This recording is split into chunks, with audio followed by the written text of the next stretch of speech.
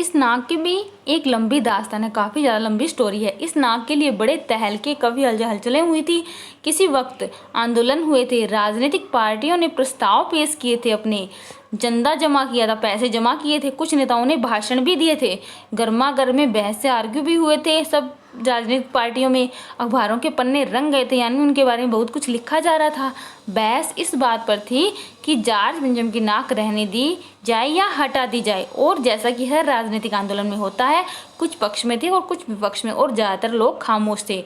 खामोश रहने वालों की ताकत दोनों तरफ थी, यानी जो जॉर्ज बेंजामिन की मूर्ति बनाई गई थी उसकी नाक के बारे में सोचा जा रहा था कि इसकी नाक रहने दिया जाए या काट दी जाए। उनकी एक तरह से इंसल्ट करने का माहौल हो रहा था उस टाइम, और कुछ विपक्ष में थे और कुछ पक्ष में थे और कुछ लोग खामोश भी थे। यह आंदोलन चल रहा था। जॉर्ज बेंजामिन की नाक के लिए हथियारबंद पहरेदार तैनात कर दिए गए थे। जो जॉर्ज बेंजामिन की नाक थी उसके लिए कि उसकी नाक को कुछ होना नहीं चाहिए, इसलिए वहाँ पर जो हथियार के साथ पहरेदार तैनात कर दिए गए थे। क्या मजाल कि कोई उनकी नाक तक पहुँच जाए।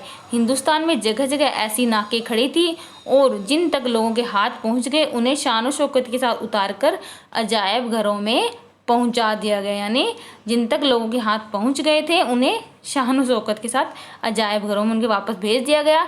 कहीं कहीं तो शाही लाटों की नाकों के लिए गुरिल्ला युद्ध भी होता रहा, कि जो शाही लाटों की, शाही मूर्तियों की नाक होती है खंभों की, उनके लिए गुरिल्ला, एक तरह से जानवरों वाला युद्ध भी होता रहा।